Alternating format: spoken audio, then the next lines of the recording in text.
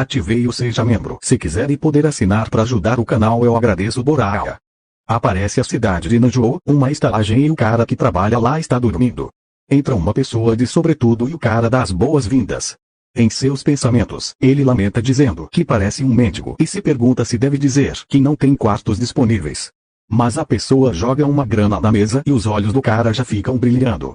Ele corre até a pessoa e dá as boas-vindas à taverna, dizendo que vai levá-la ao seu melhor quarto. Ele diz que o quarto fez até mesmo as famílias nobres e o grupo mercante Dragão Branco cobiçarem e que vem com uma banheira para ela usar como bem entender. Já no quarto, a pessoa diz que passou muito tempo isolada e que suas memórias das localizações geográficas ficaram ruins. Diz que está surpresa por ter conseguido chegar a Nanjou, levou mais de 10 dias para chegar, não foi uma tarefa fácil. Revela que é o prota, ele fala que foi muito complacente e diz que ele não é qualquer um, ele é o Sr. Wang, a pessoa que está com ele há mais tempo. Tudo que ele sabe é que o Sr. Wang trabalha como guarda-costas no grupo mercante Dragão Branco. Fala que realmente não sabe muito sobre o mundo e estaria dando desculpas se dissesse que estava muito focado em artes marciais, por isso não pôde encontrá-lo mais cedo. Ele pede perdão ao Sr. Wang e espera que ele esteja vivo. Aparece a base do grupo mercante Dragão Branco. Os guardas notam alguém se aproximando e perguntam por que ele está encarando eles. Era o prota que pede desculpas e se apresenta como Jin, e diz que está ali para encontrar um garoto chamado Ivak Munjung. O cara pergunta se é o garoto que está com os guardas mercantes, e pergunta como ele o conhece. O prota diz que não o conhece pessoalmente, mas seu tio contou que era próximo dele, e fica curioso sobre esse tio. O prota fala o nome dele e diz que ele trabalha como guarda-costas ali. O cara fica surpreso e diz que o Sr. Wang amava se gabar do seu sobrinho. O guarda fala que se for esse o caso, ele deve estar ali para saber o paradeiro dele e diz que já se passaram 6 meses desde a última vez que ouviram falar dele. O guarda manda segui-lo, fala que vai levá-lo onde o garoto está e que o Sr. Wang cuidou muito bem do garoto, já que o garoto nunca teve talento com espada e só está fazendo um monte de trabalhos por ali. No caminho, o prota nota um grupo de pessoas, o guarda vai falar com uma pessoa, o cara se vira, surpreso, o guarda se despede do Jin e ele agradece, o homem se apresenta como capitão dos guarda-costas. O Jin se apresenta, ele diz que o garoto deve voltar a qualquer momento. Ele pergunta se o prota está ali porque quer saber sobre o guarda-costas Wang, o prota responde que sim e pergunta se ele sabe de algo. O capitão dos guarda-costas responde que houve um problema em Yunnan e os guardas reservas do terceiro mestre foram até lá. Diz que ouviu dizer que a Madame No fez um pedido especial para o Sr. Wang ir com eles. O prota pergunta por que a Madame No faria tal coisa e quais motivos ela teria para mandar seu tio em uma missão tão perigosa. Ele questiona por que ela não está montando uma equipe de resgate para ele, já que ele desapareceu. O cara fala que isso é rude da parte dele e que a Madame não é uma pessoa sem coração. Diz que o guarda Wang não é o único desaparecido, o terceiro mestre e os guardas reservas também estão. Tudo isso é um grande problema dentro do grupo mercante Dragão Branco. Por isso, a Madame está contratando vários mercenários habilidosos e está planejando enviá-los para Yunnan em breve. Fala que, até agora, o grupo mercante Dragão Branco estava agindo por conta própria e não tinha recebido nenhuma forma de assistência da tropa do Punho Quebrado, que é um grupo mais influente em Yunnan. Também diz que, depois desse incidente, o grupo mercante pediu ajuda a eles. Isso é tudo que ele sabe sobre o assunto e que eles usaram muitos suprimentos para suborná-los pela ajuda. Diz que a Madame No também está desesperada e fazendo o seu melhor para lidar com a situação. O garoto chega e o capitão diz que vai deixá-los conversar e que vai falar com a Madame. O prota pergunta se tem como ele ir junto com as pessoas para o Yunnan, que ele faz qualquer função contanto que chegue lá. O cara pergunta se ele quer ir também. O garoto chega e fala que terminou de fazer o que ele disse para fazer. O capitão diz que, ao menos, o prota parece saber empunhar uma espada e vai falar com eles por ele. O garoto se apresenta para o prota e pergunta se precisa dele. Todos os anos, inúmeros talentos aparecem no Murim. As pessoas do Murim então vão selecionar indivíduos com talento tão alto quanto os céus e os elegerão nas 7 posições conhecidas como 7 céus menores. Esse homem não é capaz de entrar nos 7 céus menores, mas sua habilidade de pensar e analisar é incomparável dentro de toda a nação. E também essa mulher é capaz de dizimar sozinha várias dezenas de homens poderosos. Existe uma seita marcial composta por apenas uma dúzia de mercenários errantes, enquanto eles se concentram em torno de um mestre marcial chamado Yong Muzan. Com o preço certo, esses caras estão dispostos a fazer qualquer trabalho, não importa quão difícil seja. Eles são conhecidos como a Brigada de Ferro. Aqueles dois são os vice-líderes, que têm uma tremenda aura. Dá um zoom no airbag da mulher e mostra que essa explicação foi dada nos pensamentos do capitão dos guarda-costas. Eles concluem o contrato. O primeiro filho diz que estão aos cuidados deles. Eles falam que vão partir no dia seguinte para Umnon. A madame agradece e eles fazem uma pose. O cara fala que ela pode agradecer depois deles salvarem o terceiro filho. A madame pergunta se serão apenas os dois que vão para lá. Eles falam que vão com mais 3 membros e o resto do grupo está com o líder, que está em uma missão diferente. Eles pretendem se reunir em Umnon. O cara fala que ela não tem com o que se preocupar. A madame, suando, diz que está menos preocupada agora. Em seus pensamentos, o capitão dos guarda-costas diz que graças a Deus toda a brigada de ferro estará lá. Isso aumenta significativamente as chances de resgatar o terceiro mestre. Os dois falam que vão se preparar para a viagem e se despedem. O capitão vai falar com a madame e diz que o sobrinho do guarda Wang está ali e está pedindo permissão para ir a Umnon junto com eles. A madame diz que não vê problema e diz para deixá-lo fazer como quiser. O primeiro filho diz que ela tem se sobrecarregado demais e vai levá-la para o quarto. Aparece o primeiro filho, perguntando para sua irmã por que ela insiste em ir para Umnon. Ela diz que não adianta parar lá agora, porque ela já decidiu. O irmão mais velho fala para ela parar com essa tolice e que ele não pode mandá-la para um lugar em que nem sabe se o terceiro irmão deles está vivo. Ela fala que estudou artes marciais e é capaz de se proteger. Ele pergunta por que ela insiste em se colocar em perigo. Ela fala que é porque ele é da família. O prota está prevendo de que nada será conforme o plano. Aparece a caravana. O garoto chama o Jin de irmão sênior e pergunta se ele dormiu bem. Ele fala que estava tão ansioso que não conseguiu dormir. Em seus pensamentos, ele fala que falaram ser sobrinho do Sr. Wang, mas ele é muito diferente dele, é muito mais calmo e reservado. Ele diz que é a primeira vez dele em uma grande marcha. Ele diz que seu pai era um guarda-costas também e ele morreu há muito tempo durante um de seus deveres, assim como esse, por isso ele está mais nervoso que o normal.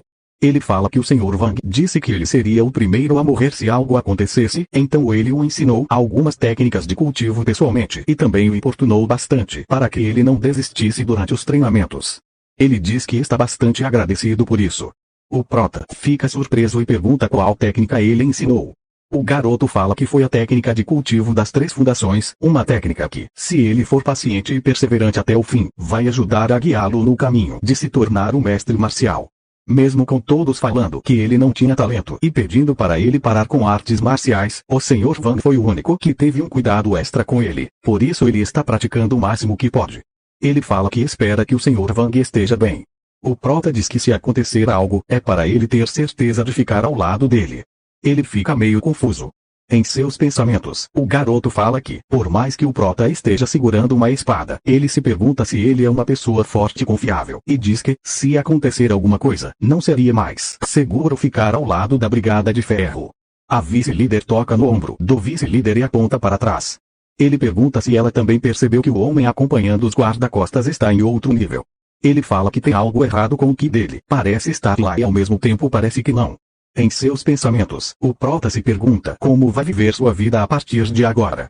Ele fala que tem dedicado sua vida exclusivamente para melhorar suas artes marciais e agora, a única coisa que ele quer é encontrar o Sr. Wang Aeon Aseol, se pergunta o que deve fazer.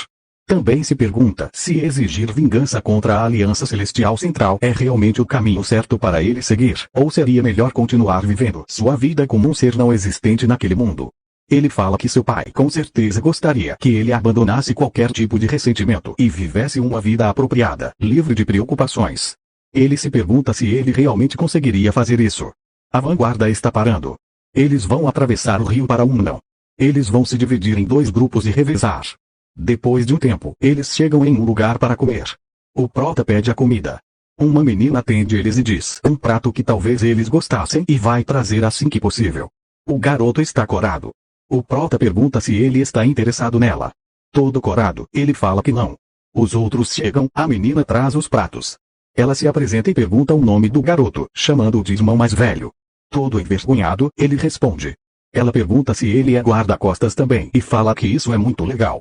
Ela pergunta que se ela precisar de alguém para protegê-la algum dia ela pode procurá-lo no grupo Mercante Dragão Branco. Ele responde que claro. Eles ficam lá fazendo promessas, o prota com um sorriso bobo. Chegam umas pessoas. O vice-líder fala que eles talvez sejam devotos do monastério Gongdong e aquele cara parece ter um status elevado para ser mandado para fora do monastério. Eles têm que alcançar uma alta maestria nas artes marciais ou serem pelo menos da primeira geração. O prota pergunta se o garoto está com ciúmes do cara. Ele responde que nem um pouco, diz que está contente sendo um guarda-costas. Diz que seu pai disse uma vez que, apesar de estarem sendo pagos para fazer seu trabalho, o dever deles é proteger seus donos e seus bens preciosos. Por causa disso, as pessoas têm uma enorme fé em suas habilidades e não podem deixar de confiar neles. Uma vez que suas vidas são construídas em viver de forma honesta e humilde, ele acredita que não há trabalho mais magnífico que esse. O prota diz que ele teve um pai honroso. Um cara dá um surto e manda o cozinheiro aparecer. O cozinheiro vem ver o que estava acontecendo e leva a comida na cara. O cara fala que, enquanto estava comendo, o futuro herdeiro do monastério, o prodígio deles, quebrou um dente e pergunta se essa é a forma dele se vingar da grande família do monastério Gongdong. O tal prodígio tá lá se lamentando pelo dente. O outro cara tá lá gritando perguntando se ele vai assumir a responsabilidade por aquilo. O cozinheiro chama o cara de irmão sênior e pergunta por que ele continua assim. Fala que não é mais do monastério Gongdong. A menina tá desesperada. O figurante pergunta como ele ousa dar desculpas. O cozinheiro diz que não está dando nenhuma desculpa e que ele sempre checa a qualidade das refeições antes de servi-las. Ele pergunta se talvez ele ainda está com rancor daquele dia. 15 anos atrás havia uma competição marcial que era realizada a cada 3 anos. O cozinheiro ganhou desse figurante na luta. O figurante soube que enquanto o cara estivesse no monastério Gongdong, o glorioso título, conhecido como o mais alto pico de Gongdong, nunca seria dele. Ele remoeu aquela derrota humilhante. Então alguns meses depois o agora cozinheiro foi envolvido em um escândalo e como resultado teve seus meridianos destruídos forçadamente e foi expulso do monastério Gongdong. Em seus pensamentos o figurante diz que a derrota humilhante que ele sofreu naquele dia continua queimando furiosamente em seu coração. O cozinheiro diz que a única coisa que afetou o figurante com aquela derrota foi seu orgulho, mas ele foi incriminado e eventualmente perdeu a habilidade de praticar artes marciais, e pergunta se apesar disso tudo ele realmente precisa o tratar desse jeito. O cozinheiro pergunta mais uma vez para o tal prodígio se ele realmente quebrou o dente com sua comida. O tal prodígio pergunta se acha que ele está mentindo e fala que como ele pôde ver seu dente está quebrado e doendo muito. Mostra um pouco antes da treta. Um figurante que está com tal prodígio pergunta o que aconteceu com o dente dele. Ele diz que, alguns dias atrás, ele estava treinando com o irmão sênior, e tropeçou em cima de algumas raízes, e acabou quebrando o dente. De volta para o presente, o cozinheiro diz que o futuro do monastério Gongdong parece um pouco sombrio e que, nem mesmo as sobras dos ensinamentos do mestre Tai foram deixadas para trás, e ainda o fato dele estar falando mentiras. O figurante fica furioso, fala que não pode deixar passar a arrogância dele e mete um golpe em cheio do cozinheiro, que sai voando e quebra a parede. O cozinheiro tá com sangue saindo pela boca. A menina está desesperada pelo seu pai, chora ela pergunta por que ele está fazendo isso com o pai dela, e pede para ele parar de machucá-lo. Os guarda-costas do grupo mercante Dragão Branco estão lá mas não esboçam nenhuma intenção de ajudar. Um diz que está perdendo o apetite, outro fala que eles só precisam focar no trabalho, e não precisam se envolver em coisas desnecessárias. A menina vai pra cima do figurante, ela fica batendo nele sem causar nada, e falando que é mentira. Ela que preparou os ingredientes, por isso é impossível ter uma pedra lá, e o pai dela checou pra ter certeza e fala para ele parar de culpar seu pai. Ele pergunta e ela ousa levantar a mão contra seu corpo sagrado e mete um tapa na menina.